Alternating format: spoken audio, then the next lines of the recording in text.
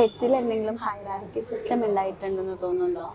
Like obviously നമുക്ക് ഒരു സെറ്റില് ഓരോരുത്തർക്ക് ഹൈറാർക്കി വൈസ് ഡിവൈഡ് ചെയ്യാറുണ്ട്, അല്ലെങ്കിൽ അവർക്ക് ഇത് നോക്കാറുണ്ട്. എല്ലാ സ്ഥലങ്ങളിലും ഉള്ളതുപോലെ സിനിമയ്ക്കകത്തും ഉണ്ടാവും ഈഗോ ഇഷ്യൂസും ഹൈറാർക്കിയൊക്കെ എല്ലായിടത്തും ഉണ്ടാവും. പക്ഷെ ഒരു സിനിമയുടെ ക്യാപ്റ്റൻ എന്ന് പറഞ്ഞാൽ ship of the captain director തന്നെയാണ്.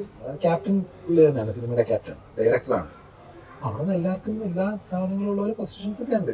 ഈ ഈഗോ കാര്യങ്ങളൊക്കെ ആണെങ്കിൽ അതെല്ലാ മേഖലയിലും ഉണ്ടല്ലോ. അങ്ങനെ സെറ്റുകൾ ഉണ്ടാവാം, പക്ഷെ എനിക്കങ്ങനെ ഫീലില്ല. എനിക്ക് ഞാൻ കംഫർട്ട് ആവുന്നത് വലിയ സിനിമകളിലല്ല. ഞാൻ എപ്പോഴും കൂടുതലും ഒരുപാട് പുതുമുഖങ്ങളെ കൂടെ ഞാൻ സിനിമ ചെയ്തിട്ടുണ്ട്, ഒരുപാട് പേരുടെ. അപ്പൊ അത് എപ്പോഴും എനിക്കൊരു ഫാമിലി ആംബിയൻസിൽ വർക്ക് ചെയ്യാണ് ഞാൻ കംഫർട്ട് എപ്പോഴും.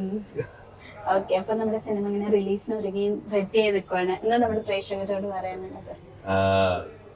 ഇത് ഒരു കുഞ്ഞു സിനിമ എന്ന് പറയുന്നത് എനിക്ക് വലിയ സിനിമയാണത്.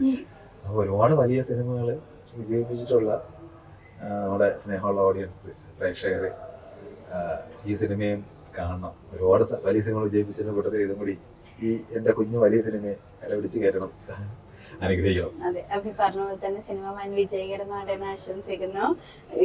DOP എല്ലാം അതിനപ്പുറം ഒരുപാട് നല്ല ക്യാരക്ടേഴ്സിലൂടെ വരട്ടെ എന്ന് ആശംസിക്കുന്നു. Thank you so much.